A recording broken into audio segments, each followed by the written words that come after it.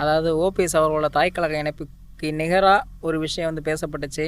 அது என்ன அப்படிங்கிற சொல்கிறதுக்கு முன்னாடி என் பேர் ரஞ்சித்குமார். நான் என்னோடய அரசியல் நாலேஜுக்கு ஏற்ற அளவுக்கு நான் கற்றுக்கிட்ட அளவுக்கு கற்றுக்கிட்டுருக்கேன். ஏதோ நான் கற்றுக்கிட்ட அளவுக்கு எனக்கு தோன்றதை நான் பேசிக்கிட்டு இருக்கேன். ஸோ இதில் ஏதாச்சும் ஒரு விஷயங்கள் உங்களுக்கு எதாவது இருந்துச்சுன்னா சொல்லுங்கள், நான் திருத்திக்கிறேன். நல்லா இருந்துச்சுன்னா சொல்லுங்கள், அதை ஏற்றுக்கிறேன். ஸோ உங்கள் கமெண்ட்ஸ்க்காக வெயிட் பண்ணேன் அப்படிங்கிற சொல்லிவிட்டு, இன்றைக்கி தேதிக்கு டிஎம்டிகே அப்படிங்கிற ஒரு பார்ட்டி வந்து மிகப்பெரிய ஒரு விஷயத்தை செஞ்சுருக்கு. டிஎம்கே அப்படிங்கிற ஒரு மிகப்பெரிய கட்சி கூட அலையன்ஸ் வச்சுருக்கு. இத்தனை வருஷம் இதை செய்யலை. கிட்டத்தட்ட 2006 சட்டமன்ற தேர்தலில் முதல் தேர்தலை சந்தித்த விஜயகாந்த் அவர்கள் செய்யாத இன்றைக்கி 2026 பிரேமலதா விஜயகாந்த் அவர்கள் வந்து செஞ்சுருக்காங்க. கலைஞர் அவ்வளவுதான் ஆசைப்பட்டார். ஆமாம், விஜயகாந்த் அவர்கள் வந்து தன்னோட கூட்டணிக்கு கொண்டு வரணும் அப்படிங்கிறத அவ்வளோ தூரம் ஆசைப்பட்டார். கிட்டத்தட்ட 2000 தொடக்கத்தில் விஜயகாந்த் அவர்கள் வந்து தன்னோட ரசிகர் மன்றத்தை ஒரு மக்கள் இயக்கமாக, ஒரு கட்சி சார்ந்த ஒரு இயக்கமாக மாற்றி, அந்த காலகட்டத்தில் தன்னோட வருகையை வந்து அவர் தன்னோட படங்கள் மூலயமா சொல்லி 2005 தன்னோட முதல் அரசியல் பிரவேசத்தை மதுரை மாநாட்டில் முன்மொழிகிறாரு. நான் அரசியலுக்கு வருவேன், இந்த 2 கட்சிகளுக்கு மாற்றாக நான் வருவேன் அப்படின்னு சொல்கிறாரு. சொன்ன அடுத்த ஆண்டு 2006 சட்டமன்ற தேர்தலில் அவர் தனித்து போட்டிடுறாரு. தனித்து போட்டியிட்ட விஜயகாந்த் அவர்கள் வந்து ஸோ 2006 தேர்தலில் வெறும் ஒரே ஒரு தொகுதியில் மட்டும் தேமுதிக வந்து வின் பண்ணுது. அது வந்து விஜயகாந்த் அவர்கள் நின்ன தொகுதி விருதாச்சலம் அப்படிங்கிற அந்த தொகுதியில் மட்டும் தேமுதிக வின் பண்ணி சட்டமன்றத்துக்குள்ளே தேமுதிக சார்பில் விஜயகாந்த் அவர்கள் வந்து தனி ஆளாக உள்ளே போகிறாரு. ஸோ இதுக்கப்புறம் 2009 நாடாளுமன்ற தேர்தல் வருது. நாடாளுமன்ற தேர்தலையும் தேமுதிக வந்து தனித்தான் போட்டிடுது. எந்த ஒரு கட்சி கூடயும் கூட்டணிங்கிறது வந்து போகலை. ஏன்னா அவரோட ஒரு முக்கியமான ஒரு இதே, நான் ஏடிஎம்கேக்கும் டிஎம்கேக்கும் மாற்று கட்சியாக தான் நான் இந்த தமிழ்நாட்டில் வந்திருக்கேன் அப்படின்னு அவர் வந்து சொல்லி அவ்வளோ ஸ்ட்ராங்காக வந்தவர். ஸோ அதனால் 2009 வருஷமும் அவர் வந்து தனித்து தான் போட்டிடுறாரு. அவர் தன்னோட தன்னோட ஓட் பேங்க் பர்சன்டேஜை வந்து இன்க்ரீஸ் பண்ணிக்கிறாரு. 8.4 10% மேலே வந்துடுறார். இது மிகப்பெரிய ஒரு அச்சீவ்மெண்ட்டாக பார்க்கப்படுது. கிட்டத்தட்ட டிஎம்கே ஏடிஎம்கே அப்படிங்கிற 2 கட்சிக்கு அப்புறம் மிகப்பெரிய ஒரு கட்சியாக, 3வது கட்சியாக பார்க்கப்படுறது தேமுதிக அப்படிங்கிறத ஒரு மிகப்பெரிய ஒரு இடத்த கொண்டு போய் வைக்கிறாரு. இதுக்கப்புறம் தான் அந்த 2 கட்சிகளும் தேமுதிகவை ரொம்ப, அதாவது எப்படி சொல்கிறது, ரொம்ப ஒரு உன்னிப்பாக கவனித்து எப்படியாச்சும் டிஎம்டிகேவை நம்மளோட அலைன்ஸ்குள்ளே கொண்டு வந்துடணும் அப்படின்ட்டு அவ்வளோ தூரம் முயற்சி பண்ணுறாங்க. கடைசியாக 2011 வருஷம் சட்டமன்ற தேர்தலில் விஜயகாந்த் அவர்கள் வந்து ஏடிஎம்கே கூட கூட்டணி வைக்கிறார். கூட்டணி வைக்கிற விஜயகாந்த் கிட்டத்தட்ட 41 சீட்டில் 29 சீட்டு வின் பண்ணி பிரதான எதிர்க்கட்சி தலைவர் ஆகிறாரு. எதிர்க்கட்சி தலைவராகி சட்டமன்றத்துக்குள்ளே உள்ளே போய் கிட்டத்தட்ட எந்த ஒரு காம்ப்ரமைஸ் இல்லாமல் அவ்வளோ, எப்படி சொல்கிற, ஒரு எதிர்க்கட்சி தலைவருக்கான அந்தஸ்தை அவ்வளோ சூப்பராக அவர் பாதுகாத்து அந்த கேள்விகளை அவ்வளோ அழகாக கேட்டார். இது அன்னைக்கு சீஃப் மினிஸ்டராக இருந்த அம்மா அவர்களுக்கு வந்து பிடிக்கலை. ஸோ அந்த 2 பேருக்குள்ளேயும் கொஞ்சம் அந்த மோதலுங்கிறது ஆரம்பிக்கி சட்டமன்றத்தில் அம்மா அவர்களை வந்து விஜயகாந்த் நாக்கத்துருத்தி குன்றுவன் கையை காமிச்சு பேசினதா இன்றைக்கி வரைக்கும் பேசப்படுது. ஆனால் அதை தேமுதிக சைட்லேருந்து எப்படி சொல்கிறது, பகிரங்கமாக அவங்க வந்து மறுக்கிறாங்க. இல்லை, தலைவர் வந்து அம்மாவுக்கு பின்னாடி இருந்த ஒரு எம்எல்ஏவை பார்த்து தான் நாக்க துருத்தினார் அப்படிங்கிறதான் இப்போ வரைக்கும் சொல்கிறாங்க. இதில் எது அப்படிங்கிற வந்து விஜயகாந்த் அவர்களுக்கும் அன்னைக்கு அங்கே இருந்தவங்களுக்கு மட்டும்தான் தெரியும். ஸோ அப்பையும் டிஎம்கே வந்து ரொம்ப ஆசைப்பட்டுச்சு எப்படியாச்சும் தேமுதிகவை நம்ம கூட்டணிக்குள்ளே கொண்டு வந்துடணும் அப்படின்ட்டு. அதுக்கப்புறம் 2014 எலெக்ஷன்லையும் டிஎம்கே ரொம்ப ஆசைப்பட்டுச்சு உள்ளே கொண்டு வந்துடணும் எப்படியாச்சும் அவரை அப்படின்ட்டு.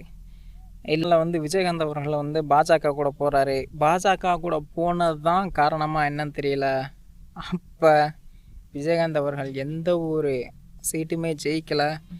எந்த அளவுக்கு ஓட் பேங்க் வச்சுருந்தாரோ அந்த பர்சன்டேஜ் அப்படியே குறைய ஆரம்பிச்சிச்சு. அதுதான் அவரோட வீழ்ச்சியா அப்படிங்கிற கேட்டிங்கன்னா இல்லை, 2011 அவரோட வீழ்ச்சி வந்து ஆரம்பமாயிருச்சு. ஏன்னா ஏடிஎம்கே அவ்வளோ அழகாக வந்து அவங்களோட பாலிடிக்ஸை வந்து பண்ண ஆரம்பித்தாங்க விஜயகாந்த் அவர்கள் மேலே. அன்னையிலேருந்து நீங்கள் பார்த்தீங்கன்னா தெரியும், வாட்ஸ்அப் வந்த புதுசு கிட்டத்தட்ட அவரை எவ்வளோ தூரம் அவங்க வந்து ட்ரோல் பண்ணாங்க. கிட்டத்தட்ட அந்த 2011 அப்படிங்கிற வந்து சோஷியல் மீடியா வந்து கொஞ்சம் உள்ளே வர்ற அந்த காலகட்டம். அதில் வந்து விஜயகாந்த் அவர்களை வந்து எவ்வளோ நெகட்டிவாக காமிச்சாங்க, எப்படி சொல்கிறது, எவ்வளோ தரந்தாழ்த்தி காமிச்சாங்க அப்படிங்கிறது தெரியும்.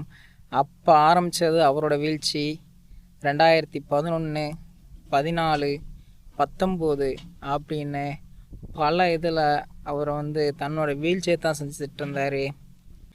இடையில் 2016 வந்து மக்கள் நல கூட்டணி அப்படின்னு ஒரு ஒரு கூட்டணி அமைச்சு விஜயகாந்த் அவர்களை வந்து சீஃப் மினிஸ்டர் கேண்டிடேட்டாக முன்மொழிஞ்சு விசிகா, அப்புறம் மறுமலர்ச்சி முன்னேற்ற கழகம், இப்படி பல கட்சிகள் சேர்ந்து கூட்டணி அமைச்சு அவங்க ஒரு தேர்தலில் நின்னாங்க. அப்பையும் படுதோல்வி அடைஞ்சாங்க. இதுக்கு முக்கிய காரணம் விஜயகாந்த் அவர்கள் தான் அப்படின்னு சொன்னாங்க. இப்படி பல தேர்தல்லையும் போய் தேமுதிக எப்படி ஒரு 3வது பெரிய கட்சியாக இருந்ததோ அதுக்கும் கீழே கீழே கீழே கீழே இறங்கி தன்னோட அந்த நிலைப்பாடை வந்து தானே தாழ்த்திக்கட்சி அப்படின்னு வந்து சொல்லலாம். இன்றைக்கி தேதிக்கு தேமுதிக வந்து திமுகவோட கூட்டணி வச்சுருக்கு அப்படிங்கிற வந்து மிகப்பெரிய ஒரு பேசுபொருள் ஆகிட்டு இருக்குல்ல. விஜயகாந்த் அவர்களோட வீழ்ச்சிக்கு இன்னொரு முக்கியமான காரணம் அப்படின்னு ஒரு ஆளை சொல்லலாம். அது யாருன்னா வடிவேலு அவர்கள். ஆமாம், ஏன்னா மேடை ஏறினா பேசுகிற வார்த்தை விஜயகாந்தை பற்றி தான் இருக்கும் அப்படிங்கிற வந்து நான் அடித்து சொல்லுவேன். ஏன்னா அந்த காலகட்டத்தில் விஜயகாந்த் அவர்களை பற்றி எவ்வளோ தூரம் தரந்தாழ்த்தி பேச முடியுமோ அவ்வளோ தூரம் பேசினார். இதை வந்து டிஎம்கே அவ்வளோ ரசித்தாங்க. மற்ற கட்சிகள் எப்படி சொல்கிறது, விஜயகாந்த் மேலே கொஞ்சம் இதாக இருக்கிறவங்களுக்கும் அது ஒரு நல்லா இருந்துச்சு. ஏன்னா ஒரு சில பேருக்கு முகசுளிக்க வச்சதுன்னு சொல்லலாம். இப்படி பல பிரச்சனைகளுக்கு நடுவில் இருந்தது. இன்றைக்கி டிஎம்கே வடிவேலு அவர்களை வந்து பிரச்சாரத்துக்கு கூப்பிடும்போது வடிவேலு அவர்கள் என்ன சொல்லுவார் அப்படிங்கிற ஒரு விஷயம் இருக்குல்ல. ஆனால் இன்னும் பேசப்படுறது என்னென்னா, அப்போ விஜயகாந்த் இருந்தார், விஜயகாந்தை பற்றி பேசினார், இப்போ இருக்கிறவர் பற்றி தான் பேசுவார் அப்படின்னு வந்து சொல்கிறாங்க. மேபி விஜய் அவர்கள் கூட சொல்லலாம். ஸோ இது வந்து எப்படின்னா, அரசியலில் நிரந்தர எதிரியும் கிடையாது, நிரந்தர நண்பனும் கிடையாது அப்படின்னு ஒரு பழமொழி இருக்குல்ல. இது வந்து இந்த வாக்கியத்துக்கு வந்து அவ்வளோ சூப்பராக செட் ஆகுது இந்த கட்சிக்கு. பிரேமலதா அவர்கள் வந்து என்ன சொல்கிறாங்க, இது வந்து மொத்த தொண்டர்கள் நிர்வாகிகள் சேர்ந்து எடுத்த முடிவு தான் அப்படின்றாங்க. அது எப்படி நீங்கள் அவ்வளோ தூரம் நீங்கள் கரெக்டாக சொல்கிறீங்க அப்படிங்கிறது வந்து எனக்கு தெரில. எப்படி நிர்வாகிகள்லாம் சேர்ந்து மொத்த தொண்டர்கள்ட்டையும் கேட்டு தொண்டர்கள்ட்ட இருந்து அவங்க பெர்மிஷன் வாங்கிட்டு உங்கள்கிட்ட வந்து சொல்லி நீங்கள் டிஎம்கேவோட அலையன்ஸ் வச்சுருக்கீங்க அப்படின்னு சொல்கிறத நாங்கள் நம்பணுமா அப்படிங்கிற வந்து ஒரு சின்ன ஒரு வார்த்தையாக நான் கேட்குறேன். இன்னொன்று, பழம் நழுவி பாலில் விழுந்தது அப்படின்னு கலைஞர் அப்போவே சொன்னார். இப்போ வந்து அதை வந்து அவங்க வந்து அவ்வளோ சூப்பராக எடுத்து சொல்கிறாங்க. கலைஞர் ஐயா அவர்கள் வந்து அப்போவே சொன்னார், பழம் நழுவி பாலில் விழுந்தது போகுது அப்படின்னு வந்து சொன்னார். ஆனால் இப்போது தேன் கலந்த பாலில் விழுந்துருச்சு அப்படின்னு சொல்கிறாங்க. சூடான பாலில் தேனை கலந்தால் என்ன நடக்குங்கிறது உங்களுக்கே தெரியும் மேடம். ஸோ அந்த பாலில் பழம் விளைஞ்சுன்னா என்ன ஆகுறது அப்படிங்கிறது சொல்கிறதுக்கு இல்லை. விமர்சனங்கள் 1000 வச்சிங்க டிஎம்கே மேலே. 10 ரூபா பாலாஜி நீங்கள் பேண்ட்லேயே போனாருன்றீங்க, இதெல்லாம் சொன்னீங்க. எப்படி இப்போல்லாம் அவங்க மூஞ்சில் முழிச்சு அவங்க கூட எப்படி நீங்கள் அவ்வளோ தூரம் நீங்கள் இதாக இருக்கீங்க அப்படிங்கிறதான் தெரில. எல்லாத்துக்கும் நான் முன்னாடியே ஒரு விஷயம் சொல்லியிருப்பேன், நோட்டும் சீட்டும் தான் ஒரு அலையன்ஸு அப்படிங்கிறத வந்து முடிவு பண்ணுது. இது வந்து நான் ஆணித்தனமாக சொல்லுவேன். கிட்டத்தட்ட 30 சீட்டு ப்ளஸ் ஒரு ராஜ்யசபா ப்ளஸ் 300 கோடி அப்படின்னு சொல்கிறாங்க. எனக்கு தெரியாது, அது உண்மையாங்கிறது தெரியாது. ஸோ நான் இருந்திருந்தால் அது எந்த ஒரு பிரயோஜனமும் இல்லை. பார்ப்போம் வடிவேலு அவர்கள் வந்து என்ன செய்கிறாரு அப்படிங்கிற பார்ப்போம். டிஎம்டிகே அவங்க வந்து டிஎம்டிகே வந்து வெற்றி பெற்று தலைவரோட பாதத்தில் வெற்றியை சமர்ப்பிப்போம் அப்படின்றாங்க. எந்த தலைவர்? டிஎம்கேவோட தலைவரா இல்லை முன்னாள் டிஎம்டிகேவோட தலைவரா அப்படிங்கிற வந்து தெரியலை. பொறுத்திருந்து பார்ப்போம் என்ன செய்கிறாங்க அப்படிங்கிறத. ஏதோ என்னோடய மனசில் இருந்ததை சொன்னேன். கரெக்டாக இருந்துச்சுன்னா ஏற்றுக்கோங்க, தப்பாக இருந்துச்சுன்னா என்னன்னு சொல்லுங்கள், பேசுவோம். டலாவாக பேசுது நெக்ஸ்ட் வீடியோ.